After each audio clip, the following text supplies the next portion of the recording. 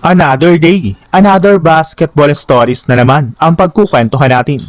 At ngayon nga ay pag-uusapan natin ang inalabas na balitang dismayado nga na po si Tyrese Haliburton sa ginawa ng NBA sa kanya at sa Indiana Pacers. At ang balitang inoffer na nga na po ng Golden State Warriors, si DeMar DeRozan. Matapos nga pa ang mahigit isang taon na pagkawala dahil sa Achilles injury ay excited na nga po sanang bumalik sa court si Tyrese Haliburton sa pagbubukas ng 2026 to 2027 NBA season. Pero tila'y nagulat at nadismaya nga po siya nang makita ang schedule ng Indiana Pacers.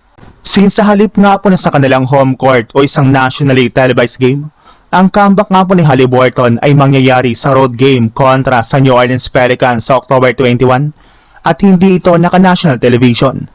Ayon nga po mismo kay Haliburton, kung ibang player nga na po nakapantay ng kanyang level ang nagkaroon ng Achilles injury at nawala ng 16 months ay inaasahan nga po niyang magiging nationally televised ang unang laro nito.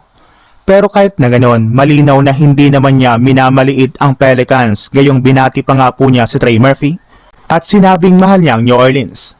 Ang punto nga po niya dito ay kung gaano kalaking event dapat ang kanyang pagbabalik matapos ang isang napakahabang rehabilitation. Kaya ngayon nga po imbis na mainis ay posibleng gamitin na lang ni Haliburton ang lahat ng mga ito bilang kanyang motivation. At kung talagang minamaliit siya ng NBA ay sagutin niya ito next season ng isang napakadominanting performance sa unang laro ng kanyang comeback sa Indiana Pacers. Sa ibang balita naman, matapos nga po ang desisyon ni LeBron na pumunta sa Philadelphia 76ers, isa nga po si DeRozan sa mga pangalan na naiugnay sa Golden State Warriors ng mga nagdaang araw.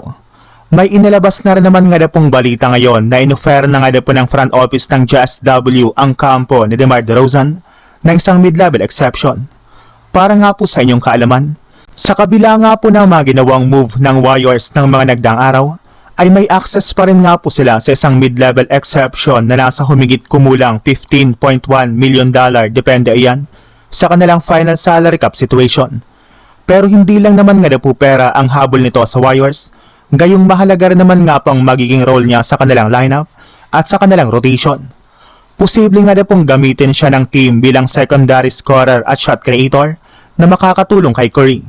Kapag nasa bench nga po si Curry, maaaring si DeRozan naman ang maging pangunahing option sa opensa at siya nga hawak ng bola para gumawa ng sariling tira o makakuha ng free throws.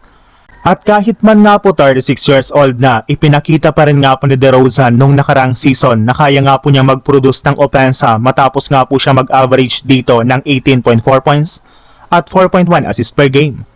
Ang magiging challenge lamang nga po nila sa kanya ay kung magiging fit ito sa Warrior system dahil hindi nga po siya natural na 3-point shooter at masanay siyang mag-operate gamit ang isolation at mid-range game. Pero kung bibigyan nga po siya ng Warriors ng maayos at consistent na role ay maaari nga pong maging malaking dagdag si DeRozan sa kanilang second unit at closing lineups.